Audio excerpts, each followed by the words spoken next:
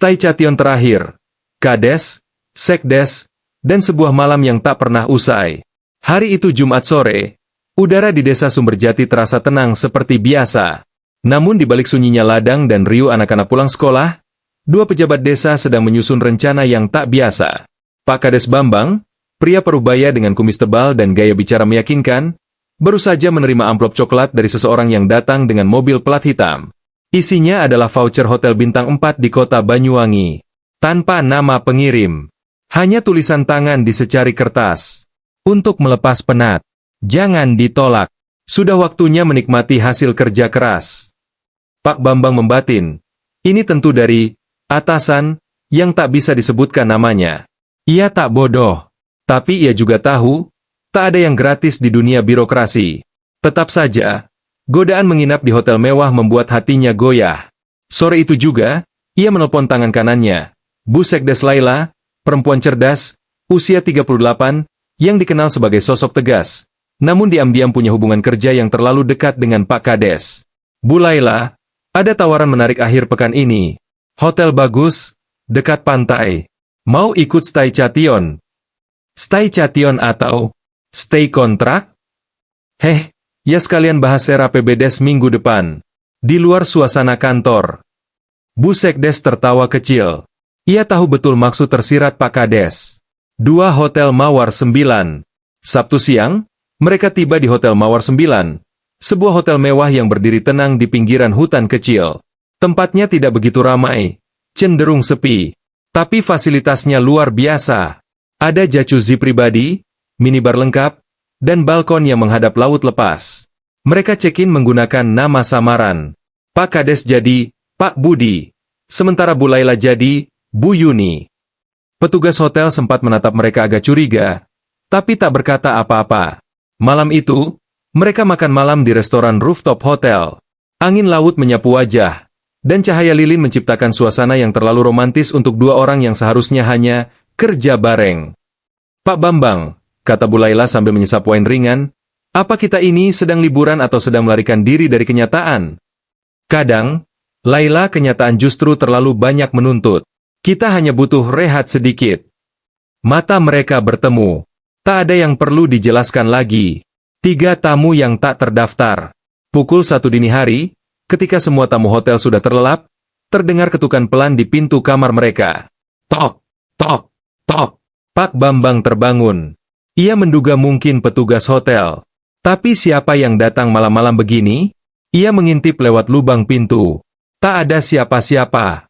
Saat ia hendak kembali ke tempat tidur, telepon kamar berdering. Selamat malam, Tuan Budi. Suara pria tua di ujung telepon. Kami ingin mengingatkan bahwa malam ini bukan malam biasa. Tolong jangan buka jendela balkon sebelum subuh. Pak Bambang kaget. Ia tidak ingat memesan layanan apapun. Siapa ini? Tanyanya. Kami hanya penjaga antara dunia yang terlihat dan yang tidak. Telepon mati. Tak ada nada sambung. Tak ada sinyal. 4 teror dimulai. Pukul 2.15, terdengar suara gesekan di kaca jendela balkon. Seperti kuku tajam menggores perlahan. Bu Laila terbangun, wajahnya pucat. Pak Bambang, saya mimpi buruk. Saya mimpi kita tak pernah bisa keluar dari hotel ini. Tiba-tiba, lampu kamar padam. Suhu turun drastis. Lantai kamar seperti berubah menjadi dingin es. Pak Bambang berusaha menyalakan lampu senter dari ponselnya, tapi layar retak dengan sendirinya. Di pantulan kaca, terlihat sosok hitam tinggi berdiri di belakang mereka. Mereka menoleh. Tak ada siapa-siapa. Tapi bau anyir menyengat mulai memenuhi ruangan. 5 lantai 13. Esok paginya, mereka bergegas ke lobi untuk check out.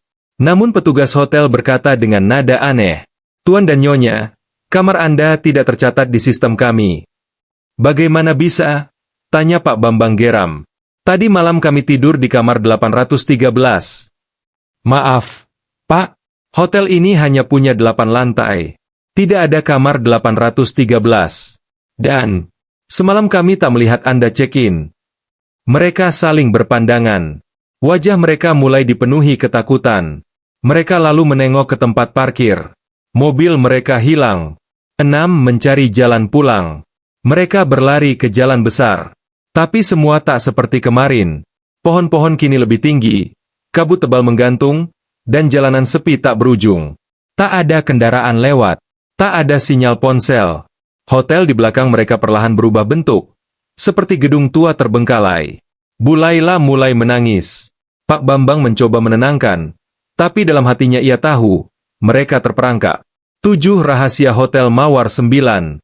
Malam itu, seorang pria tua muncul dari dalam kabut, berjubah putih, dengan sorot mata kosong.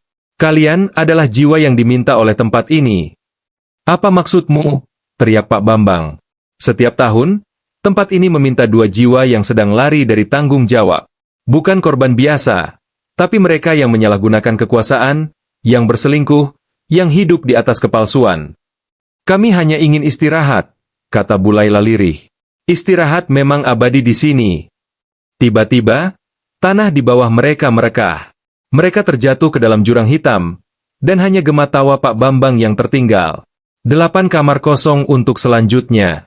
3 bulan kemudian, hotel itu kembali beroperasi seperti biasa.